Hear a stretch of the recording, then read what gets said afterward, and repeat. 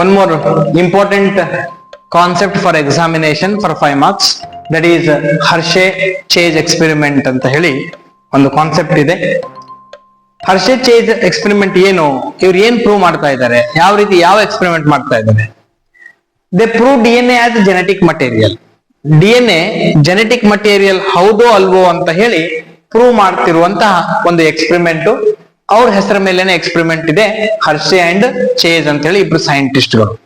In the year 1952 ಇವರು ಈ experiment ಅನ್ನ ಮಾಡ್ತಾರೆ, DNA ಜೆನೆಟಿಕ್ ಮಟೀರಿಯಲ್ ಇದೆ ಅಂತ ತೋರಿಸ್ಲಿಕ್ಕೆ. ಇವರು ಒಂದು ಬ್ಯಾಕ್ಟೀರಿಯೋಫೇಜ್ ಆರ್ಗ್ಯಾನಿಸಮ್ ಮೇಲೆ ವರ್ಕ್ ಮಾಡ್ತಾರೆ.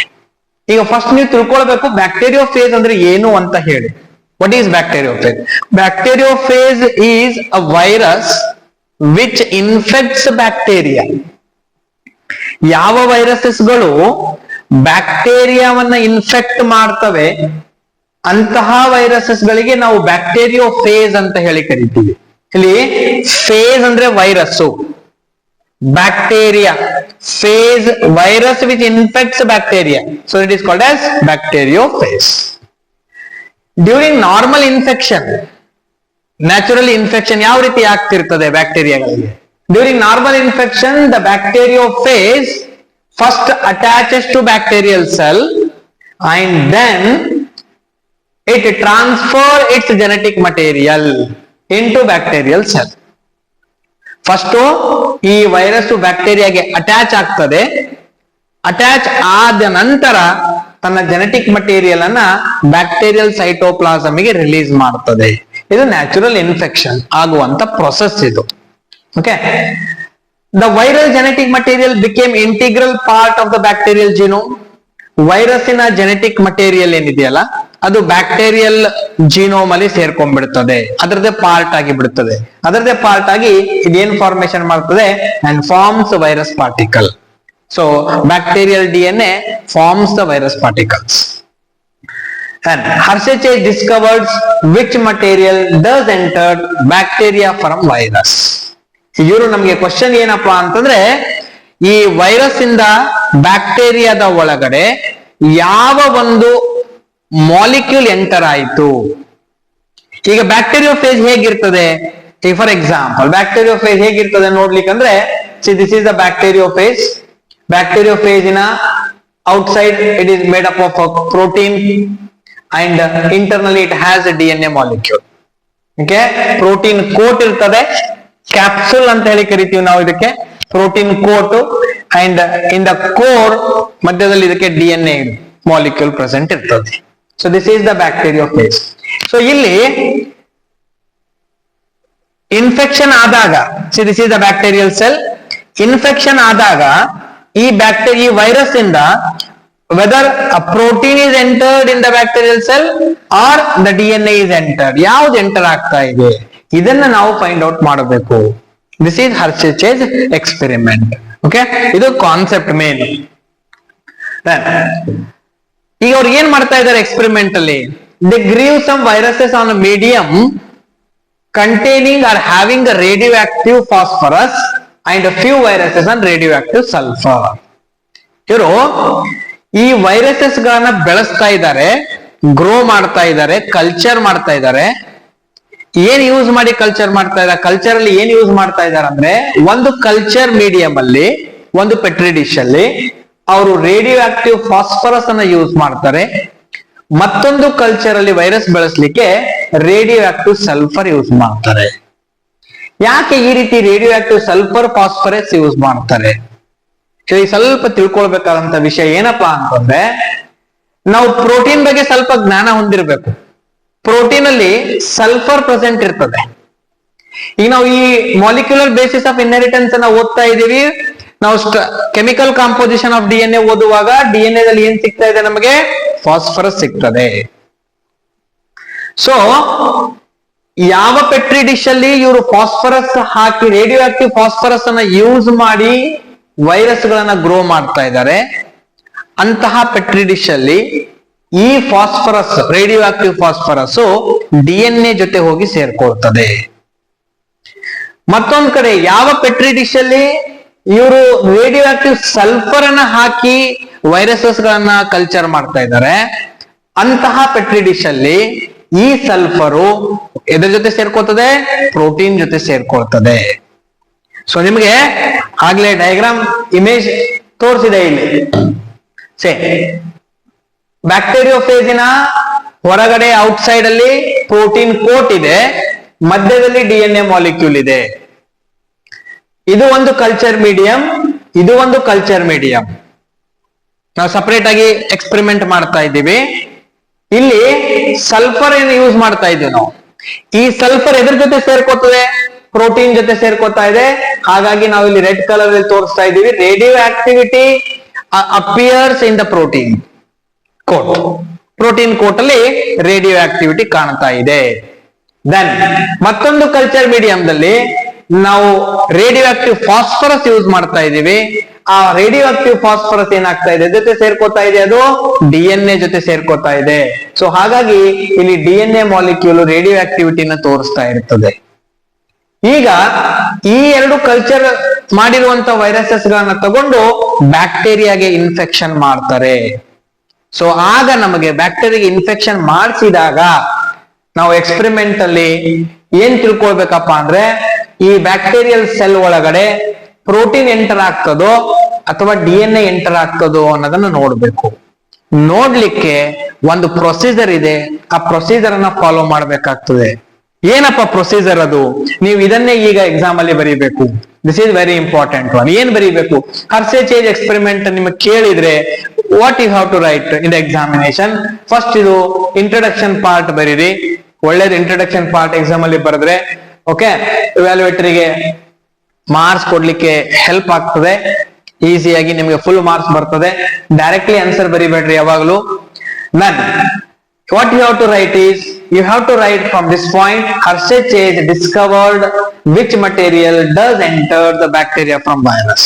ಇಲ್ಲಿ ಇಂಟ್ರೊಡಕ್ಷನ್ ಕೊಟ್ಟು ಈ ಪಾಯಿಂಟ್ಸ್ ಗಳೇನ ಏನು ಬೇಕಾಗಿಲ್ಲ.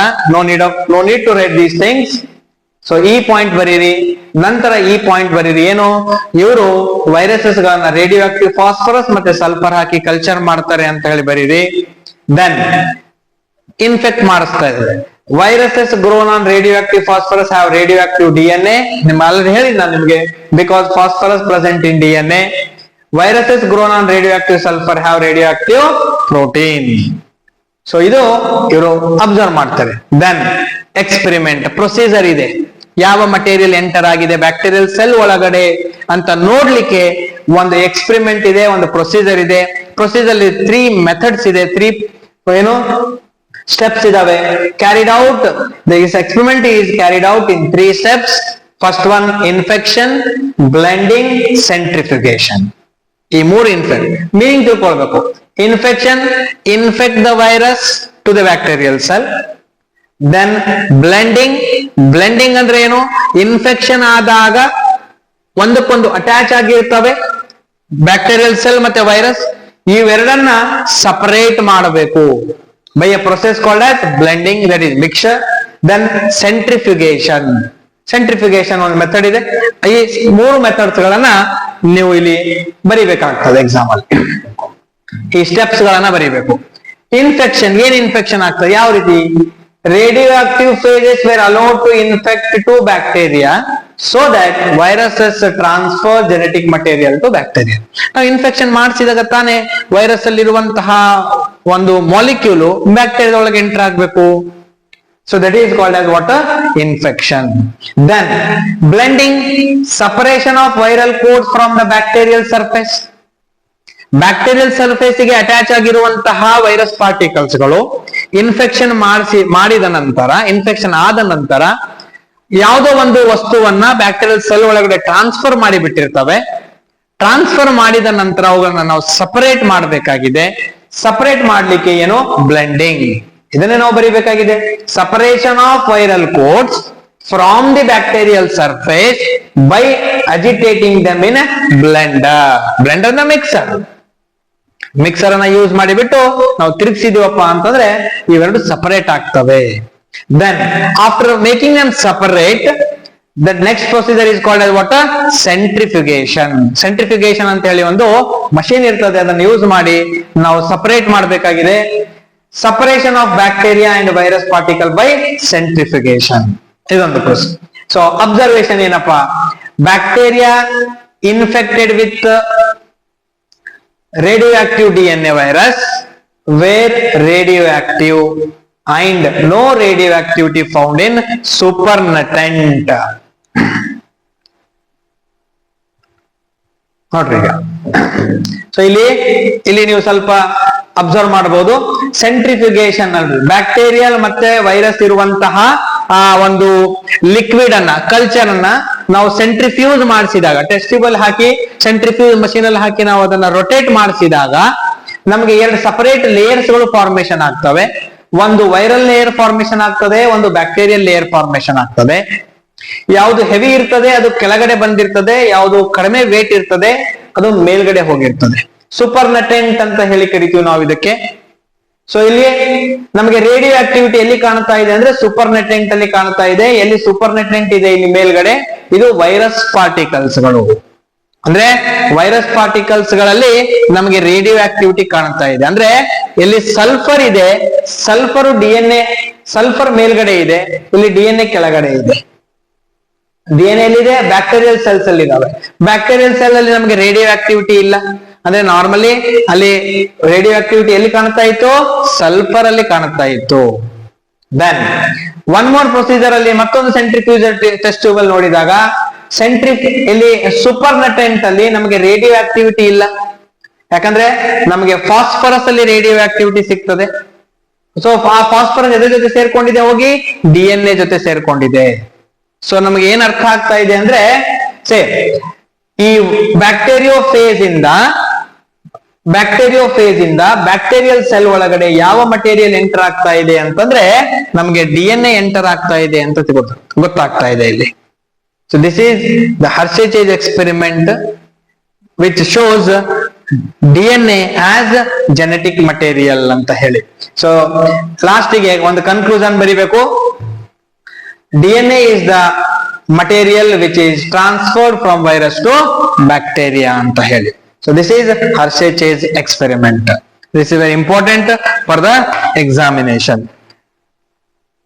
So you have to write these things and draw this diagram. Then properties of genetic material, all these things you have to study. Then another concept is replication, that is process of replication. Again, this is important for the point of examination and it will ask for 5 marks.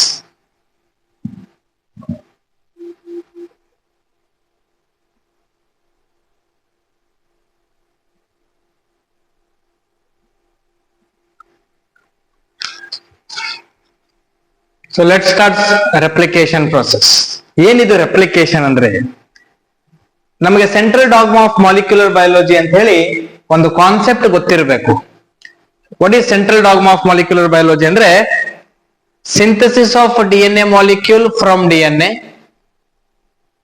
Then DNA to RNA, DNA to DNA is called replication, DNA to RNA is called as transcription, and from RNA to protein synthesis or polypeptide chain is called as translation. Okay, so this is called as central dogma of molecular biology anta ಕರೀತೀವಿ. ಇದರಲ್ಲಿ first step formation of or synthesis of DNA molecule from DNA is called as replication. ಈಗ ಇದನ್ನ ನಮಗೆ 5 marks ಗೆ ಕೇಳುವಂತಹ ಒಂದು ಪ್ರಶ್ನೆ. Explain the process of replication ಅಂತ ಕೇಳಬಹುದು. Explain semi conservative method of replication ಅಂತಾನು ಕೇಳಬಹುದು. ಇದ್ರ ಬಗ್ಗೆ ಸ್ವಲ್ಪ ಬೇಸಿಕ್ ಇಂಟ್ರೊಡಕ್ಷನ್ ಏನಪ್ಪಾ ಅಂದ್ರೆ, formation of exact copy of DNA from DNA ಅಂತ ಹೇಳಿ ಸಿಂಪಲ್ ಆಗಿರುವಂತ ಡೆಫಿನೇಷನ್ ಬರೆದ್ರೆ ಸಾಕು. ಎಕ್ಸಾಂಪಲ್, ಈ ಡೆಫಿನೇಷನ್ ಬರದೆ ನೀವು ಪ್ರೊಸೆಸ್ ಅನ್ನ ಬರೀಬೇಕಾಗ್ತದೆ. ರಿಮೈನಿಂಗ್ ಥಿಂಗ್ಸ್ ಏನು ಬೇಕಾಗಿಲ್ಲ, ಬಟ್ ನಾಲೆಜ್ ಪರ್ಪಸ್ ನೀವು ಓದ್ಕೊಂಡಿರ್ಲೇಬೇಕು. DNA replication is semi conservative ಅಂತ ಹೇಳಿ ಕರಿತೀವಿ. DNA ರೆಪ್ಲಿಕೇಶನ್ ಗೆ ಸೆಮಿ ಕನ್ಸರ್ವೇಟಿವ್ ಅಂತ ಯಾಕೆ ಕರೀತಾರೆ ಅಂತಂದ್ರೆ, ಸಿಂಥಸಿಸ್ ಆಗುವಂತಹ ನ್ಯೂ DNA ಮಾಲಿಕ್ಯೂಲ್ ಅಲ್ಲಿ ಒಂದು ಓಲ್ಡ್ ಸ್ಟ್ರಾಂಡ್ ಇರ್ತದೆ, ಒಂದು ನ್ಯೂ ಸ್ಟ್ರಾಂಡ್ ಇರ್ತದೆ. ಸೊ ಹಾಗಾಗಿ ಇದಕ್ಕೆ ಸೆಮಿ ಕನ್ಸರ್ವೇಟಿವ್ ಅಂತ ಹೇಳಿ ಕರಿತೀವಿ. Semi conservative half DNA conserved ಆಗಿರ್ತದೆ, ಸೇವ್ ಆಗಿರ್ತದೆ. ನ್ಯೂಲಿ ಹೊಸದಾಗಿ ಒಂದು ಸ್ಟ್ರಾಂಡ್ ಫಾರ್ಮೇಶನ್ ಆಗಿರ್ತದೆ ಜೊತೆಯಲ್ಲಿ. It means each DNA molecule would have one parental old strand and one new strand ಅಂತ ಹೇಳ್ಬೋದು. Then Watson and Crick proposed semi-conservative model of replication. Replication semi conservative ಆಗ್ತದೆ ಅಂತ ಹೇಳಿ ಪ್ರೂವ್ ಮಾಡಿದವರು Watson and Crick. Then Matthew Meselson and Franklin Stahl ಅಂತ ಹೇಳಿ ಇಬ್ರು scientist the proved semi conservative model in 1958. Propose ಇವ್ರು ಹೇಳಿದ್ರು, ಇವರು ಪ್ರೂವ್ ಮಾಡಿ ತೋರಿಸಿದ್ರು. ಇದನ್ನು ನಮಗೆ ಮುಂದೆ 5 ಮಾರ್ಕ್ಸ್ ಗೆ ಒಂದು ಹೆಡ್ಡಿಂಗ್ ಇದೆ. ಇದು ಏನು Matthew Meselson and Stahl experiment ಅಂತಾನೆ ಇದೆ, ಮುಂದೆ ಬರ್ತದೆ ಅದು. ಸೊ ಈಗ process of replication, explain the process of replication ಅಂತ ಕೇಳ್ತಾರೆ, ಅಥವಾ explain semi conservative method of replication ಅಂತ ಕೇಳಿದಾಗ first you write the definition, formation of exact copy of DNA from DNA ಅಂತ ಹೇಳಿ ಬರ್ದಿರಿ. ದೆನ್ ಪ್ರೊಸೆಸ್ ಆಫ್ ರೆಪ್ಲಿಕೇಶನ್ ಏನ್ ಬರಿಬೇಕು, ರೆಪ್ಲಿಕೇಶನ್ ಎಲ್ಲಿ ಸ್ಟಾರ್ಟ್ ಆಗ್ತದೆ, ಹೇಗೆ. ಸೊ ಈಗ ಇಲ್ಲೊಂದು ಇಮೇಜ್ ನಿಮ್ಗೆ ಕಾಣ್ತಿರ್ಬೋದು. So this is the DNA molecule which has 2 strands. A DNA molecule has a point from replication starts, that is called as ORI site ಅಂತ ಹೇಳಿ ಕರೀತೀವಿ ನಾವು. DNA molecule ಅಲ್ಲಿ ಒಂದು ಸ್ಟಾರ್ಟಿಂಗ್ ಪಾಯಿಂಟ್ ಇರ್ತದೆ ರೆಪ್ಲಿಕೇಶನ್ ಗೆ, ಬಿಗಿನಿಂಗ್ ಪಾಯಿಂಟ್. ಇಲ್ಲಿಂದನೇ replication ಆಗಬೇಕು ಅಂತ ಹೇಳಿ ಆ ಪಾಯಿಂಟ್ ಗೆ ನಾವು ORI site ಅಂತ ಹೇಳಿ ಕರೀತೀವಿ. Okay, that is called as what? ORI site. Say replication start at a point called ORI site or origin of replication ಅಂತ ಹೇಳಿ ಒಂದು ಪಾಯಿಂಟ್ ಅನ್ನು ಮೆನ್ಷನ್ ಮಾಡಬೇಕು. ದೆನ್ ಡ್ಯೂರಿಂಗ್ ರೆಪ್ಲಿಕೇಶನ್ ಆಗುವಾಗ, ಈ ಪ್ರೊಸೆಸ್ ನಡೆಯುವಾಗ ಕೊಯ್ಲ್ ಆಗಿರುವಂತಹ 2 DNA ಸ್ಟ್ರಾಂಡ್ಸ್ ಗಳು ಅನ್ಕೊಯ್ಲ್ಡ್ ಆಗ್ತವೆ. During replication 2 strands unwind and separate in the presence of an enzyme called helicase. ಆ ORI site ಗೆ ಹೆಲಿಕೇಜ್ ಎನ್ಸೈಮ್ ಬಂದು ಏನಾಗ್ತದೆ, ಬೈಂಡ್ ಆಗ್ತದೆ. ಬೈಂಡ್ ಆದಾಗ ಕೊಯ್ಲ್ಡ್ ಆಗಿರುವಂತಹ DNA ಸ್ಟ್ರಾಂಡ್ಸ್ ಗಳು ಅನ್ಕೊಯ್ಲ್ಡ್ ಆಗ್ತವೆ. Okay, by the action of an enzyme called as helicase enzyme. ಈ ಎನ್ಸೈಮಿನ ಸಹಾಯದಿಂದ. ದೆನ್ ಡ್ಯೂರಿಂಗ್ ಅನ್ವೈಂಡಿಂಗ್ ಆಗ್ತಿರುವಾಗ, ಬಿಚ್ಕೊಳ್ತಿರುವಾಗ ಏನಾಗ್ತದೆ, ಈಗ ಒಂದು ಏನಪ್ಪ ಇದೊಂದು ಎಕ್ಸ್ಪೆರಿಮೆಂಟ್ ನೀವು ಮಾಡಿ ನೋಡ್ಬಹುದು. ಒಂದು ಥ್ರೆಡ್ ತಗೊಂಡು ಥ್ರೆಡ್ಡಿನ 2 ತುದಿಗಳನ್ನ ಒಂದ್ ಕಡೆ ಜಾಯಿನ್ ಮಾಡಿ ಅದಕ್ಕೆ 2 ಎಂಡ್ಸ್ ಕಡೆ ಹಿಡ್ಕೊಂಡು ನೀವು ಅದನ್ನ ರೊಟೇಟ್ ಮಾಡಿದ್ರಪ್ಪ ಅಂದ್ರೆ, ತಿರ್ಸಿದ್ರಪ್ಪ ಅಂತಂದ್ರೆ ಏನಾಗ್ತದೆ, ದಾರ ಥ್ರೆಡ್ ತುಂಬಾ ಟೈಟ್ ಆಗ್ತಾ ಹೋಗ್ತದೆ, ಕೊಯ್ಲಿಂಗ್ ಆಗ್ತಾ ಹೋಗ್ತದೆ. ಕೊಯ್ಲಿಂಗ್ ಆಗ್ತಾ ಇದೆ. ಓಕೆ, ಕೊಯ್ಲ್ ಮಾಡಿರ್ತೀರಿ, ಮಧ್ಯದಿಂದ ಸ್ವಲ್ಪ ಅದನ್ನ ನೀವ್ ಏನ್ ಮಾಡ್ತೀರಿ, ಓಪನ್ ಮಾಡ್ಲಿಕ್ಕೆ ಬಿಡ್ತೀರಿ. ನೀವು ಯಾವಾಗ ಅದನ್ನ ಓಪನ್ ಮಾಡ್ತಾ ಇರ್ತೀರಿ, ಮಧ್ಯದಲ್ಲಿ 2 ತುದಿಯಲ್ಲಿ ಈ ಕೊಯ್ಲಿಂಗ್ ಏನಿದೆಯಲ್ಲ ಜಾಸ್ತಿ ಆಗ್ತಿರ್ತದೆ, ತುಂಬಾ ಟೈಟ್ ಆಗ್ತಿರ್ತದೆ. ಸೊ ಒಂದ್ ವೇಳೆ ಈ ರೀತಿ DNA ಮಾಲಿಕ್ಯೂಲ್ ನಲ್ಲಿ ಅನ್ಕೊಯ್ಲಿಂಗ್ ಆಗುವಾಗ ಟುವರ್ಡ್ಸ್ ಬೋತ್ ಎಂಡ್ ಅಲ್ಲಿ ಸೂಪರ್ ಕೊಯ್ಲಿಂಗ್ ಆಗ್ತಾ ಇತ್ತಪ್ಪ ಅಂದ್ರೆ, ಜಾಸ್ತಿ ಕೊಯ್ಲಿಂಗ್ ಆಗ್ತಾ ಇತ್ತಂದ್ರೆ DNA ಕಟ್ ಆಗುವಂತಹ ಚಾನ್ಸಸ್ಗಳು ಇರ್ತದೆ. ಹಾಗಾಗಿ ನೇಚರ್ ನಲ್ಲಿ ಏನಾಗಿದೆ, during unwinding super coiling takes place. ನೋಡ್ರಿ, ಅನ್ವೈಂಡಿಂಗ್ ಆಗುವಾಗ ಸೂಪರ್ ಕೊಯ್ಲಿಂಗ್ ಆಗ್ತಾ ಇದೆ, ಅದನ್ನ ತೆಗೆದು ಹಾಕಬೇಕು. ಸೂಪರ್ ಕೊಯ್ಲಿಂಗ್ ಆಗ್ಲಾರ್ದಂಗೆ ನೋಡ್ಕೊಳ್ಬೇಕಾಗಿದೆ. Takes place on either side and it is removed by an enzyme called gyrase. ನಾವು ಗೈರೇಜ್ ಅಂತ ಇಲ್ಲಿ ಯೂಕ್ಯಾರಿಯೋಟ್ಸ್ ಅಲ್ಲಿ ಹೇಳ್ತೀವಿ, ನಿಮಗೆ ಪ್ರೋಕ್ಯಾರಿಯೋಟ್ಸ್ ಅಲ್ಲಿ ಟೊಪೊಐಸೋಮರೇಸ್ ಅಂತ ಹೇಳಿ ಎನ್ಸೈಮ್ ಬರ್ತದೆ. Okay, then unwinding of DNA at a point forms Y-shape structure. ಯಾವ ಪಾಯಿಂಟ್ ಇಂದ ಅದು ಅನ್ವೈಂಡ್ ಆಯಿತು ಅಲ್ಲಿ ಒಂದು ನಮಗೆ Y-shape ಸ್ಟ್ರಕ್ಚರ್ ಕಾಣ್ತಾ ಇದೆ. That is called replication fork ಅಂತ ಹೇಳಿ ಕರಿತೀವಿ ನಾವು ಇದಕ್ಕೆ. ಏನ್ ಕರಿಬೇಕು? This is called as replication fork. Okay, then separated strand act as template. 2 separate ಆಗಿರುವಂತಹ ಸ್ಟ್ರಾಂಡ್ಸ್ ಗಳು ಟೆಂಪ್ಲೇಟ್ ಆಗಿ ಕೆಲಸ ಮಾಡ್ತಾ ಇದ್ದಾವೆ. Separated strands, this is one separated strand, this is another separated strand. 2 strands ಗಳು ಟೆಂಪ್ಲೇಟ್ ಆಗಿ ಕೆಲಸ ಮಾಡ್ತಾ ಇದ್ದಾವೆ. ಟೆಂಪ್ಲೇಟ್ ಮೀನ್ಸ್ ರೆಫರೆನ್ಸ್ ಆಗಿ ಕೆಲಸ ಮಾಡ್ತಾ ಇದ್ದಾವೆ. They act as reference strands ಅಂತ ಕರೀತೇವೆ for synthesis of a new strand. ಹೊಸ ಸ್ಟ್ರಾಂಡ್ಸ್ ಗಳು ಬರಬೇಕಾದ್ರೆ ಹಳೆ ಸ್ಟ್ರಾಂಡ್ಸ್ ಗಳು ಯಾವ ರೀತಿ ಕೆಲಸ ಮಾಡ್ತಾ ಇದಾವೆ? ಟೆಂಪ್ಲೇಟ್ ಆಗಿ ಕೆಲಸ ಮಾಡ್ತಾ ಇದಾವೆ. Okay, then DNA replicates in the direction of 5' to 3'. ಇದೇ ಡೈರೆಕ್ಷನ್ ಅಲ್ಲಿ DNA ಏನಾಗ್ತಾ ಇದೆ? ರೆಪ್ಲಿಕೇಶನ್ ಆಗ್ತದೆ, ಸಿಂಥಸಿಸ್ ಆಗ್ತದೆ.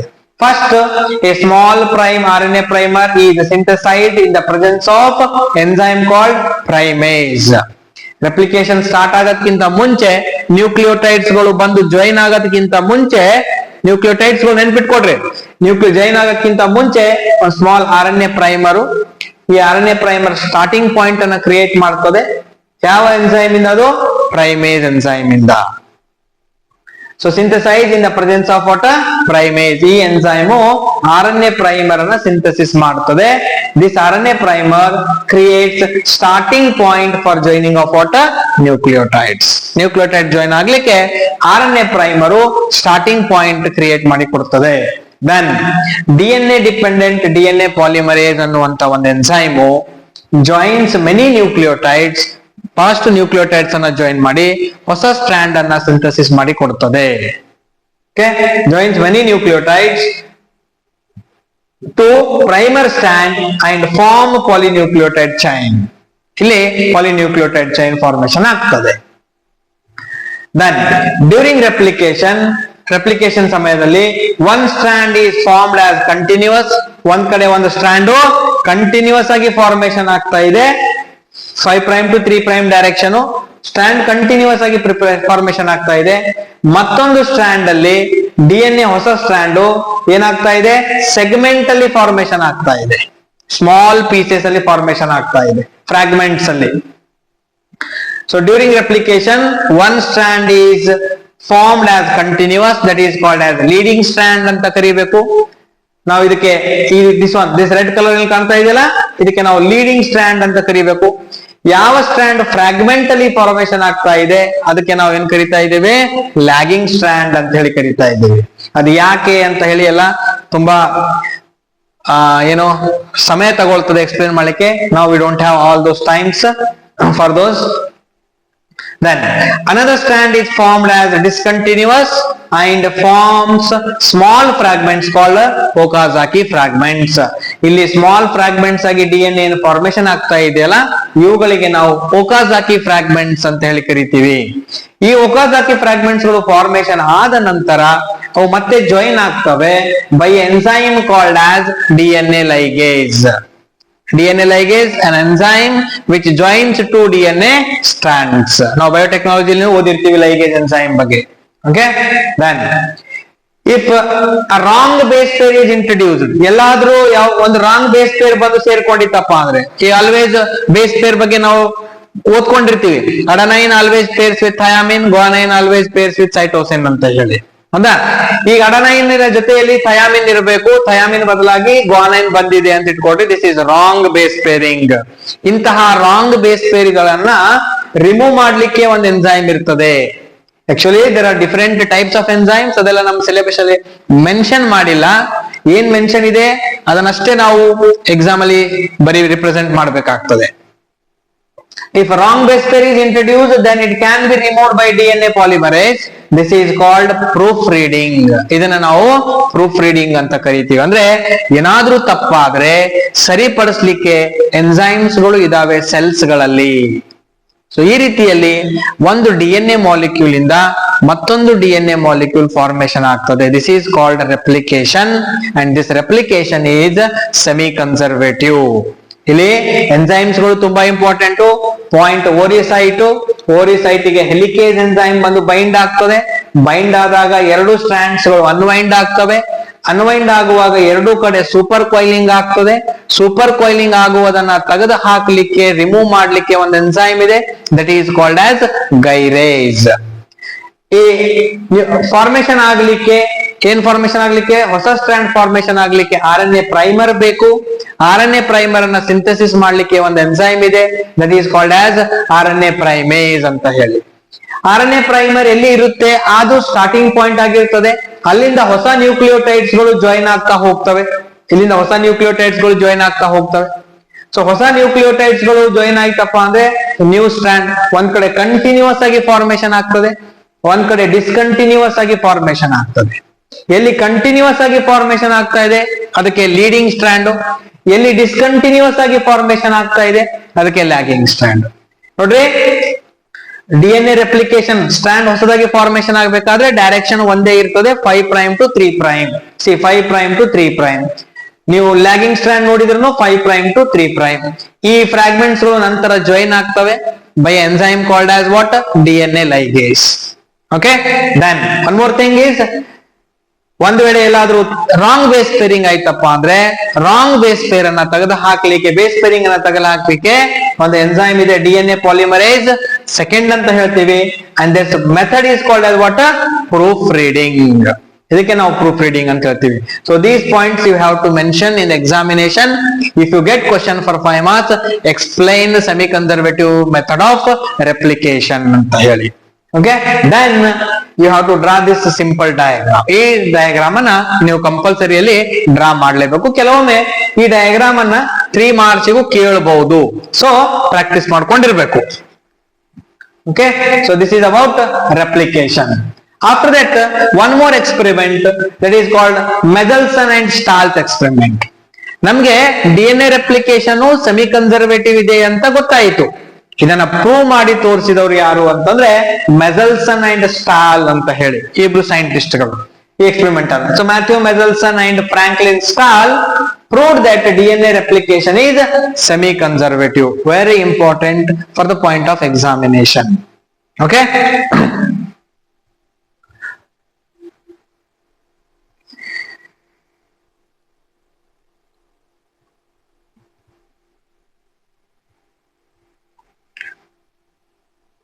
So Mendelssohn and Stahls experiment anta heli, Matthew Mendelssohn and Franklin Stahl proved that DNA replication is semi-conservative. DNA replication semi-conservative ide anta heli prove ಮಾಡಿದವರು in the year 1958. ಏನಿದು, ನಾವು already replication process ಅನ್ನ ಓದುವಾಗ DNA replication ಈ semi conservative ಅಂತ ಓದಿದೀವಿ. ಅಂದ್ರೆ ಹೊಸ DNA formation ಆಗುವಾಗ ಒಂದು ಸ್ಟ್ರಾಂಡ್ ಓಲ್ಡ್ ಇರ್ತದೆ, ಒಂದು ಸ್ಟ್ರಾಂಡ್ ನ್ಯೂ ಇರ್ತದೆ. ಇದಕ್ಕೆ ನಾವು ಸೆಮಿ ಕನ್ಸರ್ವೇಟಿವ್ ಅಂತ ಕರೆದೀವಿ. ಇದು ನಿಜವಾಗ್ಲೂ ಹಾಗೆ ಆಗುತ್ತಾ ಅಂತ ಹೇಳಿ ಇವರು ಪ್ರೂವ್ ಮಾಡ್ತಾ ಇದ್ದಾರೆ. ಇವರು ಯಾವ ಒಂದು ಆರ್ಗ್ಯಾನಿಸಮ್ ಅಲ್ಲಿ ಈ ಎಕ್ಸ್ಪೆರಿಮೆಂಟ್ ಅನ್ನ ಮಾಡ್ತಾ ಇದ್ದಾರೆ ಅಂದ್ರೆ they use an organism called as ಈ ಕೋಲೈ. ಈ ಕೋಲೈ ಆರ್ಗ್ಯಾನಿಸಮ್, ಈ ಬ್ಯಾಕ್ಟೀರಿಯಾವನ್ನ ಯೂಸ್ ಮಾಡ್ತಾ ಇದ್ದಾರೆ. ಈ ಆರ್ಗ್ಯಾನಿಸಮ್ ಅಲ್ಲಿ ಎಕ್ಸ್ಪೆರಿಮೆಂಟ್ ಮಾಡ್ತಾರೆ. ಈ ಎಕ್ಸ್ಪೆರಿಮೆಂಟ್ ಮಾಡ್ಲಿಕ್ಕೆ ಅವರು 2 ಕಲ್ಚರ್ ಮೀಡಿಯಾವನ್ನ ಪ್ರಿಪೇರ್ ಮಾಡ್ತಾರೆ, ಡೆವಲಪ್ ಮಾಡ್ತಾರೆ, ಬ್ಯಾಕ್ಟೀರಿಯಾಗಳನ್ನ ಬೆಳೆಸ್ತಾರೆ 2 ಮೀಡಿಯಾಗಳಲ್ಲಿ. ಒಂದು ಪೆಟ್ರಿ ಡಿಶ್ ಅಲ್ಲಿ ಒಂದು ಕಲ್ಚರ್ ಮೀಡಿಯಾ ಮಾಡುವಾಗ ಅಲ್ಲಿ ಅವರು ಒಂದು ಅಮೋನಿಯಂ ಕ್ಲೋರೈಡ್ ಸಾಲ್ಟ್ ಯೂಸ್ ಮಾಡ್ತಾರೆ. ಈ ಅಮೋನಿಯಂ ಕ್ಲೋರೈಡ್ ಸಾಲ್ಟ್ ಅಲ್ಲಿ ನೈಟ್ರೋಜನ್ ಐಸೋಟೋಪ್, ಹೆವಿ ಐಸೋಟೋಪ್ ಇರ್ತದೆ, ಯೂಸ್ ಮಾಡಿರ್ತಾರೆ. ಸೊ ಅದು N15 ಐಸೋಟೋಪ್ ಅಂತ ಕರಿತೀವಿ. That is heavy isotope of nitrogen. So N15 was incorporated into both strands of DNA and DNA became heavier. N15 ಅನ್ನ use ಮಾಡಿದಾಗ ಇವರು ಒಂದು ಕಲ್ಚರ್ ಮೀಡಿಯಾದಲ್ಲಿ ಈ ಕೋಲೈ ಬ್ಯಾಕ್ಟೀರಿಯಾಗಳನ್ನ ತಗೊಂಡು ಬೆಳೆಸುವಾಗ ಏನ್ ಹಾಕ್ತಾ ಇದ್ದಾರೆ ಅವರು? ಅಮೋನಿಯಂ ಕ್ಲೋರೈಡ್ ಹಾಕ್ತಾ ಇದ್ದಾರೆ. ಈ ಅಮೋನಿಯಂ ಕ್ಲೋರೈಡ್ ಅಲ್ಲಿ ನೈಟ್ರೋಜನ್ 15 ಐಸೋಟೋಪ್ ಇರ್ತದೆ. ಇದು ಹೆವಿ ಐಸೋಟೋಪ್ ಇದು. ಸೊ N15 ಅನ್ನ ಯೂಸ್ ಮಾಡಿ ನಾವು ಈ ಕೋಲೈ ಬ್ಯಾಕ್ಟೀರಿಯಾವನ್ನ ಬೆಳೆಸಿದಾಗ ಈ N15 ನೈಟ್ರೋಜನ್ ಎದ್ರ ಜೊತೆ ಸೇರ್ಕೋತಾ ಇದೆ? ಡಿಎನ್ಎ ಮಾಲಿಕ್ಯೂಲ್ ಜೊತೆ ಸೇರ್ಕೋತದೆ. ಡಿಎನ್ಎ ಮಾಲಿಕ್ಯೂಲ್ ಜೊತೆ ಸೇರ್ಕೊಂಡಾಗ ಡಿಎನ್ಎ ಮಾಲಿಕ್ಯೂಲಿನ ವೇಟ್ ಏನಾಗ್ತದೆ? ಹೆವಿ ಆಗ್ತದೆ. ಹೆವಿ ಆದಾಗ ನಾವು ಡೆನ್ಸಿಟಿ ಗ್ರೇಡಿಯಂಟ್ ನಾವು ಟೆಸ್ಟ್ ಟ್ಯೂಬ್ ಅಲ್ಲಿ ತಗೊಂಡಿದಾಗ N15 ಹೆವಿ ಇದ್ದಾಗ ಎಲ್ಲಿ ಹೋಗಿರ್ತದೆ ಅದು? It will come towards the bottom side, ಕೆಳಗಡೆ ಬಂದಿರ್ತದೆ. ಓಕೆ, ಅದರ್ ಪ್ರಿಪರೇಷನ್ ಕಂಟೈನ್ಸ್, ಮತ್ತೊಂದು ಪ್ರಿಪೇರ್ ಮಾಡ್ತಾರೆ ಅವರು N14 salts isotope. By this DNA became lighter. So ಯಾವ ರೀತಿ ಎಕ್ಸ್ಪೆರಿಮೆಂಟ್ ಇದು? ಫಸ್ಟ್ ಕಲ್ಚರ್ ಮೀಡಿಯಂ ಅಲ್ಲಿ N15 ಐಸೋಟೋಪ್ ಅನ್ನ ಯೂಸ್ ಮಾಡಿದಾಗ ಡಿಎನ್ಎ ಕಂಪ್ಲೀಟ್ DNA ದಲ್ಲಿ N15 ಐಸೋಟೋಪ್ ಇನ್ಸರ್ಟ್ ಆಗಿರ್ತದೆ and this DNA becomes heavy. ಇದರ ತೂಕ ಮಾಸ್ ಹೆಚ್ಚಾಗಿ ಬಿಡುತ್ತದೆ. Hello dear students, welcome to another video on molecular basis of inheritance. This topic is very important for the point of examination. Already I have did a video on this chapter. I have explained few concepts. Today I am going to explain important things for examination from the topic. That is packaging of DNA helix, or it is also called as model of nucleosome. You will get question on this for 5 marks as explain the structure of a nucleosome or model of nucleosome in eukaryotes. ಈ ರೀತಿಯಲ್ಲಿ ನಿಮಗೆ ಪ್ರಶ್ನೆ ಬರ್ತದೆ 5 ಮಾರ್ಕ್ಸ್ಗೆ. ಇಲ್ಲ ಕೆಲವೊಮ್ಮೆ 3 ಮಾರ್ಕ್ಸ್ಗೆ ಪ್ರಶ್ನೆ ಕೇಳಬಹುದು. ಏನಂತ ಕೇಳಬಹುದು? Draw neat label diagram of nucleosome model ಅಂತ ಕೇಳಬಹುದು. 3 ಮಾರ್ಕ್ಸ್ಗೆ ಈ ರೀತಿ ಪ್ರಶ್ನೆನು ನಿಮಗೆ ಕೇಳಬಹುದು.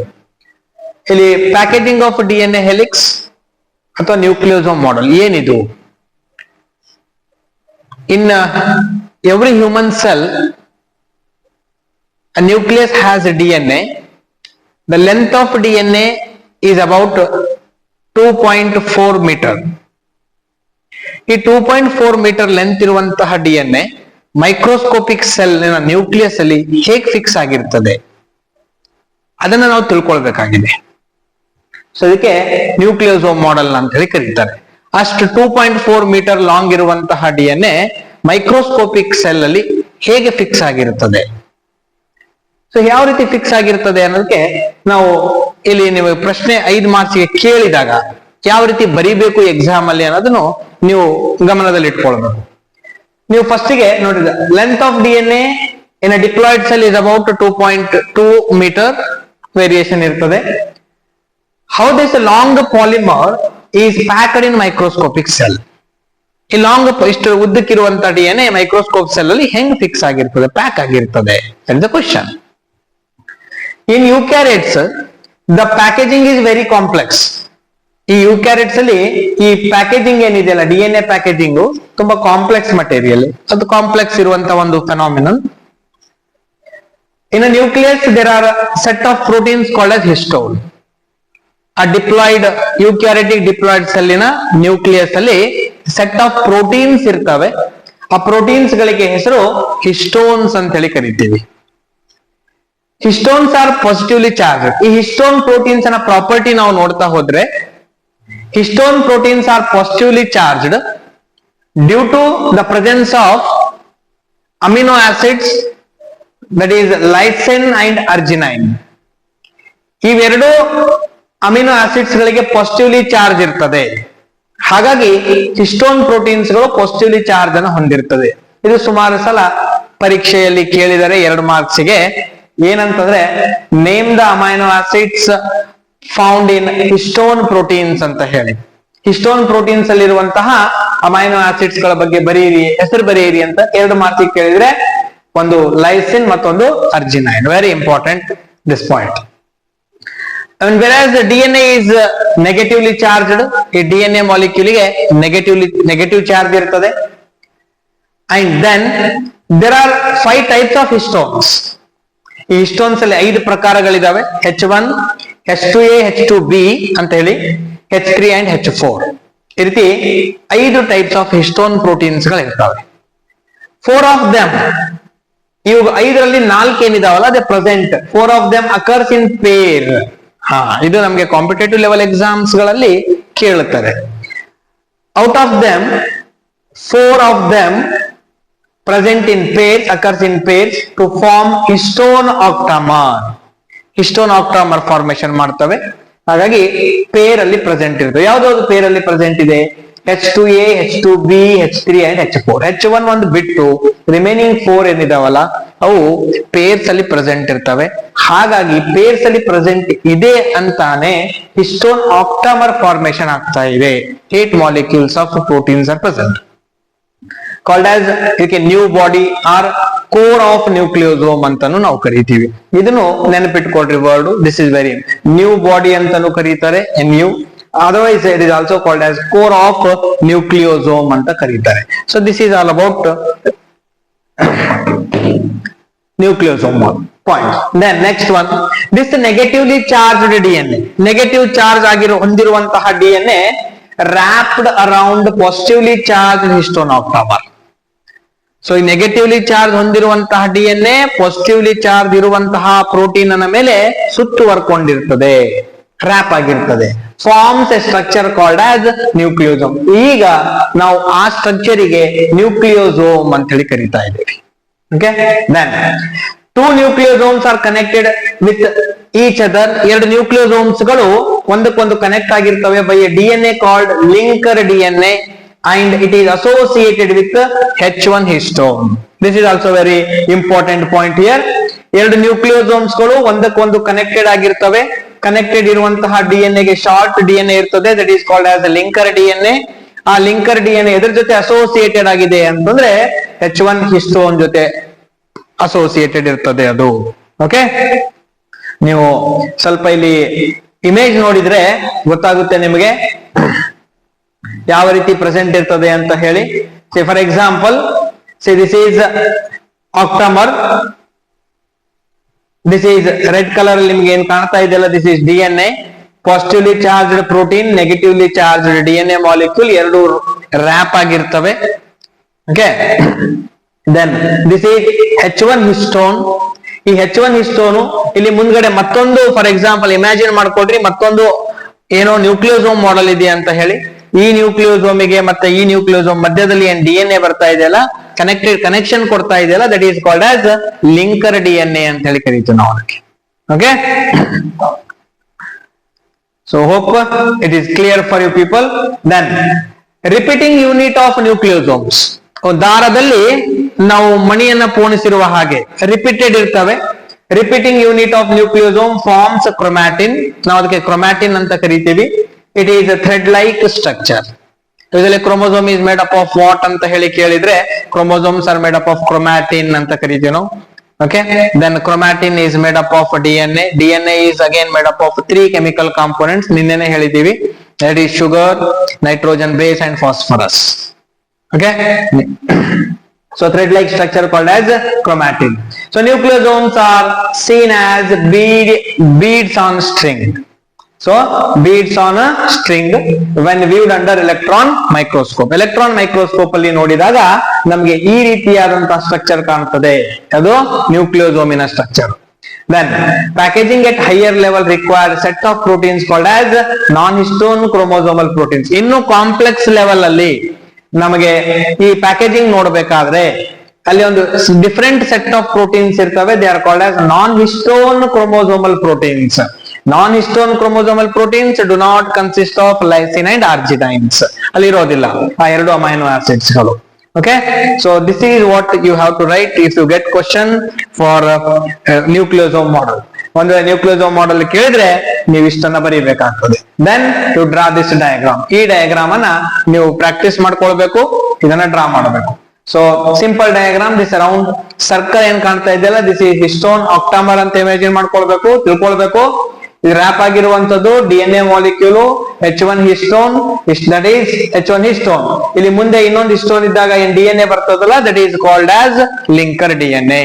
ಅದಕ್ಕೆ ನಾವು ಲಿಂಕರ್ DNA ಅಂತ ಹೇಳಿ ಕರಿತಾ ಇದ್ದೀವಿ. ಸೇ ಇಲ್ಲಿ ಕ್ರೋಮೋಸೋಮ್ ಇದೆ ನಿಮಗೆ, ಸೇ DNA ಮಾಲಿಕ್ಯೂಲ್, ಇಲ್ಲಿ DNA ಮಾಲಿಕ್ಯೂಲ್ ಕಾಣ್ತಾ ಇದೆ ನಿಮಗೆ, ಡಬಲ್ ಸ್ಟ್ಯಾಂಡರ್ಡ್ ಸ್ಟ್ರಕ್ಚರ್. ಈ ಡಬಲ್ ಸ್ಟ್ಯಾಂಡರ್ಡ್ ಸ್ಟ್ರಕ್ಚರ್ ನಿಮಗೆ ಇನ್ನು ನೀವು ಹೈಯರ್ ಲೆವೆಲ್ ಅಲ್ಲಿ ನೋಡಿದಾಗ ನಿಮಗೆ ನ್ಯೂಕ್ಲಿಯೋಸೋಮ್ ಮಾಡೆಲ್ ಕಾಣುತ್ತದೆ.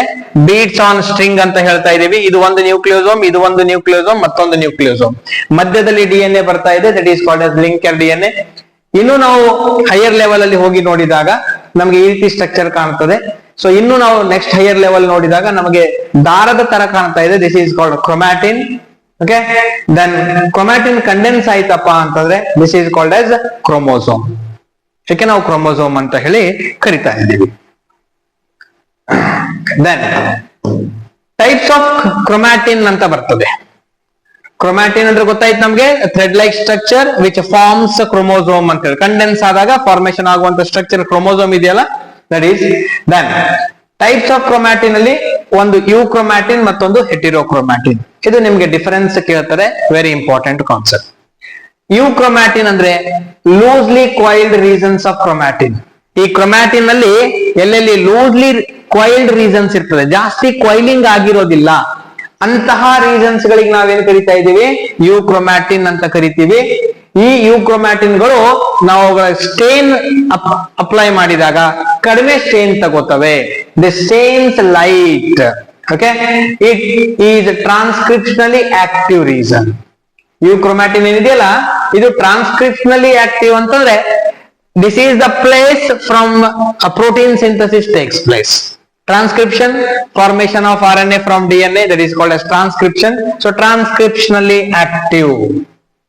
The next one, heterochromatin, densely coiled region, ತುಂಬಾ ಜಾಸ್ತಿ coiling ಇರ್ತದೆ of chromatin and stains dark. ಜಾಸ್ತಿ coiling ಇದ್ದಾಗ ನಾವು ಅದಕ್ಕೆ ಸ್ಟೇನ್ ಅಪ್ಲೈ ಮಾಡಿತ್ತಪ್ಪ ಅಂದ್ರೆ, ನಾವು ಸ್ಟೇನ್ ಅಪ್ಲೈ ಮಾಡಿದಾಗ ಸ್ಟೇನ್ ಹೆಚ್ಚಾಗಿ ತಗೊಳ್ತದೆ ಅದು. And this is transcriptionally inactive. You have to remember these 2 points, very important. ಯಾವ ರೀಸನ್ ಟ್ರಾನ್ಸ್ಕ್ರಿಪ್ಷನಲಿ ಆಕ್ಟಿವ್ ಇರ್ತದೆ, ಯಾವ ರೀಸನ್ ಟ್ರಾನ್ಸ್ಕ್ರಿಪ್ಷನಲಿ ಇನ್ಆಕ್ಟಿವ್ ಇರ್ತದೆ ಅಂತ ಹೇಳಿ ನಿಮಗೆ MCQ ನಲ್ಲಿ ಕೇಳಬಹುದು, ನಿಮ್ಗೆ ಕಾಂಪಿಟೇಟಿವ್ ಲೆವೆಲ್ ಎಕ್ಸಾಮ್ಸ್ ಅಲ್ಲಿ ಕೇಳಬಹುದು. ಸೊ ಟ್ರಾನ್ಸ್ಕ್ರಿಪ್ಷನಲಿ ಆಕ್ಟಿವ್ ಇರೋದು ಯುಕ್ರೊಮ್ಯಾಟಿನ್, ಟ್ರಾನ್ಸ್ಕ್ರಿಪ್ಷನಲಿ ಇನ್ಆಕ್ಟಿವ್ ಇರೋದು ಹೆಟಿರೋಕ್ರೊಮ್ಯಾಟಿನ್. ಯಾವ ರೀಸನ್ ಇಲ್ಲಿ ನಮಗೆ mRNA ಸಿಂಥಸಿಸ್ ಆಗ್ತಾ ಇದೆ, ದಟ್ ಈಸ್ ಟ್ರಾನ್ಸ್ಕ್ರಿಪ್ಷನಲಿ ಆಕ್ಟಿವ್. ಯಾವ ರೀಸನ್ ಅಲ್ಲಿ ಆಗ್ತಾ ಇಲ್ಲ, ದಟ್ ಈಸ್ ಟ್ರಾನ್ಸ್ಕ್ರಿಪ್ಷನಲಿ ಇನ್ಆಕ್ಟಿವ್. ಇದು ತಿಳ್ಕೊಳ್ಬೇಕು. Okay, done. This is important. ಯಾವ್ದಾವ್ದು ಇಂಪಾರ್ಟೆಂಟ್ ಥಿಂಗ್ಸ್ ಇದೆ ಎಕ್ಸಾಮ್ ಪರ್ಪಸ್ ಗೆ ಅದನ್ನ ಅಷ್ಟೇ ಹೈಲೈಟ್ ಮಾಡ್ತಾ ಹೋಗ್ತಾ ಇರ್ತೀನಿ. Then one more molecule, that is RNA, ribose nucleic acid ಅಂತ. ಇದಕ್ಕೆ this is also made up of 3 chemical components, sugar, nitrogen base and phosphate. Produced from the DNA. ಈ RNA ಮಾಲಿಕ್ಯೂಲ್ DNA ದಿಂದ produce ಆಗ್ತದೆ. ಆ process ಗೆ ನಾವು transcription ಅಂತ ಹೇಳಿ ಕರಿತೀವಿ. Then found in both nucleus and cytoplasm of a cell. ಈ RNA ಮಾಲಿಕ್ಯೂಲ್ ನ್ಯೂಕ್ಲಿಯಸ್ ಅಲ್ಲಿನೂ ಪ್ರೆಸೆಂಟ್ ಇರ್ತದೆ, ಸೈಟೋಪ್ಲಾಸಮ್ ಅಲ್ಲಿನೂ ಪ್ರೆಸೆಂಟ್ ಇರ್ತದೆ. ಯಾಕಂದ್ರೆ ನ್ಯೂಕ್ಲಿಯಸ್ DNA, ನ್ಯೂಕ್ಲಿಯಸ್ ಒಳಗಡೆ DNA ಇರ್ತದೆ, DNA RNA ಸಿಂಥಸಿಸ್ ಮಾಡ್ತದೆ. ದಟ್ RNA ನಮಗೆ through the nuclear pores, nuclear pore ನ ಸಹಾಯದಿಂದ ಸೈಟೋಪ್ಲಾಸಮ್ ಗೆ ಬರ್ತದೆ ಫಾರ್ ಟ್ರಾನ್ಸ್ಲೇಷನ್ ಪ್ರೋಸೆಸ್. ಹಾಗಾಗಿ ಇದು ಯಾವುದು RNA ಮಾಲಿಕ್ಯೂಲು ನಮಗೆ ಎಲ್ಲೆಲ್ಲಿ ಸಿಗ್ತದೆ, ನ್ಯೂಕ್ಲಿಯಸ್ ಅಲ್ಲಿನೂ ಸಿಗ್ತಾ ಇದೆ, ಸೈಟೋಪ್ಲಾಸಮ್ ಅಲ್ಲಿನೂ ಸಿಗ್ತಾ ಇದೆ. Made up of single polynucleotide chain. DNA molecule ಅಲ್ಲಿ 2 ಪಾಲಿನ್ಯೂಕ್ಲಿಯೋಟೈಡ್ ಚೈನ್ ಇರ್ತದೆ, whereas RNA has single polynucleotide chain. ನೀವು ಕೆಮಿಕಲ್ ಕಾಂಪೋಸಿಷನ್ ನೋಡೋದಾದ್ರೆ ಶುಗರ್ ಅಲ್ಲಿ, ಶುಗರ್ ಯಾವ್ದಿದೆ, ರೈಬೋಸ್ ಶುಗರ್ ಅಂತ ಹೇಳಿ ಕರಿತೀವಿ. C5H10O5 ಇದು ಫಾರ್ಮುಲಾ. DNA ದಲ್ಲಿ ಏನು ಡಿಆಕ್ಸಿ ರೈಬೋಸ್ ಶುಗರ್ ಇದೆ, C5H10O4. Okay, then nitrogen base, purine and pyrimidine. Purine same ಇದೆ, ಯಾವ ರೀತಿ DNA ದಲ್ಲಿ ಪ್ರೆಸೆಂಟ್ ಇದೆ, that is adenine guanine. Pyrimidines ಅಲ್ಲಿ ಚೇಂಜ್ ಆಗ್ತಾ ಇದೆ, ಏನು ಸೈಟೋಸಿನ್, ಇಲ್ಲಿ ಥಯಾಮಿನ್ ಬದಲಾಗಿ ಯುರಾಸಿಲ್ ಬಂದಿರ್ತದೆ. This is you have to remember this. Then phosphate, that remains same, orthophosphoric acid. Types of RNA ಇದೆ ನಮಗೆ. There are mainly 2 types of RNA. ಒಂದಕ್ಕೆ ನಾವು ಜೆನೆಟಿಕ್ RNA ಅಂತ ಕರಿತೀವಿ, ಮತ್ತೊಂದಕ್ಕೆ ನಾನ್ ಜೆನೆಟಿಕ್ RNA ಅಂತ ಕರಿತೀವಿ. ಯೂಶುವಲಿ ಟೈಪ್ಸ್ ಆಫ್ RNA ಅಂದಾಗ ನಾವು mRNA, rRNA, tRNA ಅಂತ ಹೇಳಿ ತಿಳ್ಕೊಂಡ್ಬಿಡ್ತೀವಿ. ಬಟ್ ಟೈಪ್ಸ್ ಆಫ್ RNA ದಲ್ಲಿ 2 types of RNA, genetic RNA, non genetic RNA. Genetic RNA ಅಂದ್ರೆ ಯಾವ RNA ಕ್ಯಾರೆಕ್ಟರ್ಸ್ ಅನ್ನ ಟ್ರಾನ್ಸ್ಫರ್ ಮಾಡ್ತದೆ ಜನರೇಷನ್ ಟು ಜನರೇಷನ್ ಆರ್ಗಾನಿಸಮ್ಸ್ ಗಳಲ್ಲಿ, ಅದಕ್ಕೆ ನಾವು ಜೆನೆಟಿಕ್ RNA ಅಂತ ಕರಿತೀವಿ. ಯಾವ RNAಗಳು ಕ್ಯಾರೆಕ್ಟರ್ಸ್ ಅನ್ನ ಟ್ರಾನ್ಸ್ಫರ್ ಮಾಡೋದಿಲ್ಲ, they involve in different functions, they are called as non genetic RNA.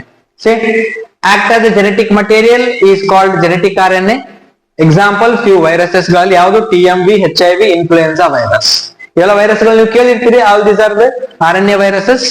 ಈ ವೈರಸಸ್ ಗಳಲ್ಲಿ ಜೆನೆಟಿಕ್ ಮಟೀರಿಯಲ್ ಯಾವುದಿದೆ ಅಂತಂದ್ರೆ RNA ಇರ್ತದೆ. RNA genetic material. Then what is non-genetic RNA? Non-genetic RNA does not act as genetic material.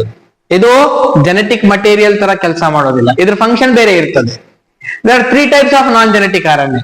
So that is mRNA, tRNA, rRNA helps in protein synthesis ಅಲ್ಲಿ ಇದು ಸಹಾಯ ಮಾಡ್ತವೆ.